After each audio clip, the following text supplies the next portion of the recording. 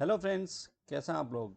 Friends, आज इस video में बात करेंगे इन्फो एज इंडिया लिमिटेड के बारे में। इन्फो एज की बात करें तो आज की डेट में इसमें 6% के आसपास की गिरावट होती दिखाई दे रही है।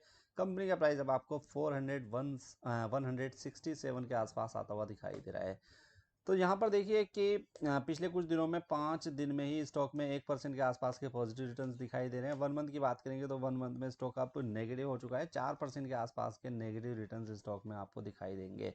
6 मंथ की बात करें तो 6 महीने में 6% के नेगेटिव रिटर्न्स दिखाई देते हैं। और बात करें जब हम 1 साल के पीरियड की, तो 1 साल के टाइम पीरियड में काफ़ी बड़ी गिरावट हुई है। लगभग 31% के नेगेटिव रिटर्न्स हमें स्टॉक में दिखाई दे रहे हैं। 5 ईयर्स की बात करेंगे तो 5 ईयर्स में काफ़ी बढ़िया रिटर्न्स अभी भी निकाल कर दे रहा है ये स्टॉक। 338% के पॉजिटिव रिटर्न्स हमें स्टॉक में अभी भी दिखाई दे रहे हैं, जब ये अपने टॉप से काफ़ी बड़ी गिरावट ऑलरेडी दिखा चुका है। अब देखिए 52 वीक हाई की बात करें तो 7,465 के आसपास कंपनी का प्राइस हमें दिखाई दे रहा है। यानी कि पिछले कुछ दिनों में इसमें गिरावट ज़रूर हुई है, लेकिन काफ़ी बड़ी तेज़ी इसमें हमें देखने को मिली थी। और बहुत नीचे लेवल से स्टॉक लगातार तेज़ी के साथ बढ़ता हुआ हमें 7,500 रुपये के आसपास लेवल पे जाता हुआ दिखाई दिया था।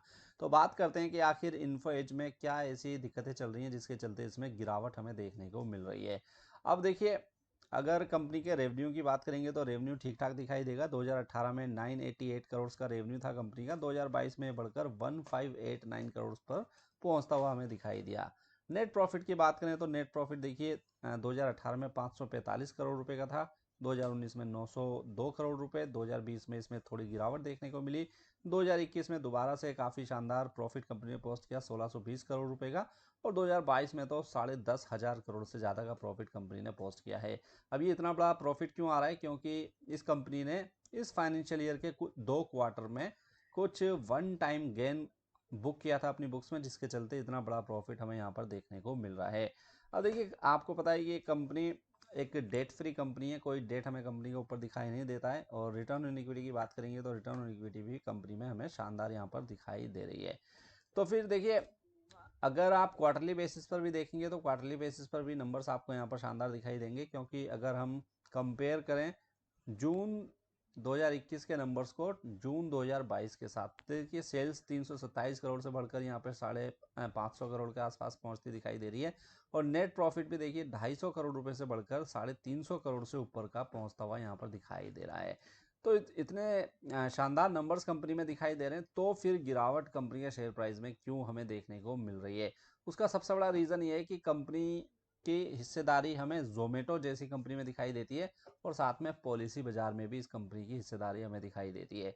देखिए, जोमेटो में जब जोमेटो का आईपीओ आया था तो उस टाइम पर कुछ शेयर्स इन्होंने आईपीओ के टाइम पर बेचे थे। और 350 करोड़ रुपए के आसपास इन्होंने वहां पर अपने शेयर्स को बेचकर प्रॉफिट बुक किया था। लेकिन अभी भी जोमेटो में इस कंपनी की 15% के आसपास की हमें हिस्सेदारी दिखाई देती है। और जोमेटो आपको पता है कि पिछले कुछ दिनों में काफ़ी बड़ी गिरावट दिखा रहा है। 150 रुपये के प्राइस से सीधा आपको अब 60 रुपये से नीचे दिखाई देता है। तो अगर जोमेटो में 15% के आसपास की हिस्सेदारी हमें इन्फो एज की दिखाई देगी और जोमेटो में बड़ी गिरावट होगी, तो उसका असर कुछ ना कुछ हमें इन्फो एज के प्राइस पर भी देखने को मिलेगा। और यही रीज़न है इस कंपनी में काफ़ी बड़ी गिरावट का। क्योंकि कंपनी ने कुछ ऐसी कंपनीज में इन्वेस्टमेंट कर रखा है जैसे कि पॉलिसी बाजार, जोमेटो, ये न्यू एज कंपनियां हैं। और पिछले कुछ दिनों में आपको पता है कि न्यू एज कंपनीज में काफ़ी बड़ी गिरावट देखने को मिली है, जिसका असर हमें इन्फो एज पर भी कहीं ना कहीं आता हुआ यहाँ पर दिखाई दे रहा है। बात करते हैं कि क्या अब इसमें इन्वेस्टमेंट करना है या फिर आप इसमें होल्ड करें या आप अपने माल को बेचकर निकल जाएं। तो देखिए, इन्फोएज की बात करें तो कंपनी क्वालिटी में नंबर 1 है, बढ़िया कंपनी है। और सिर्फ अगर इस पार्ट को छोड़ दें, जोमेटो वाले पार्ट को, और जोमेटो में भी आप देखेंगे, देखिए इस कंपनी के सीईओ की तरफ से एक स्टेटमेंट आई थी। उन्होंने ये बताया था कि वो बहुत ज़्यादा कोई जल्दबाजी में नहीं है जोमेटो में से एग्जिट करने के लिए। यानी कि अगर ये 5-7 साल इनको वेट भी करना पड़ेगा जोमेटो में टर्न अराउंड का, तो ये वेट करने के लिए रेडी हैं। तो मुझे लगता है कि जो इन्फो एज में अगर आपको इन्वेस्टमेंट करना है तो बढ़िया टाइम है। लॉन्ग टर्म के लिए इन्वेस्टमेंट अगर आप करना चाहते हैं 5-7 साल के लिए, तो यहाँ पर काफ़ी अच्छे प्राइस पर ये आपको मिल जाता है। 4 के आसपास का पी रेशो में इसका देखने को मिलता है। और थोड़ा थोड़ा करके आप माल ज़रूर उठा सकते हैं। हर गिरावट पर इसमें फ़ायदा उठाने की कोशिश की जा सकती है।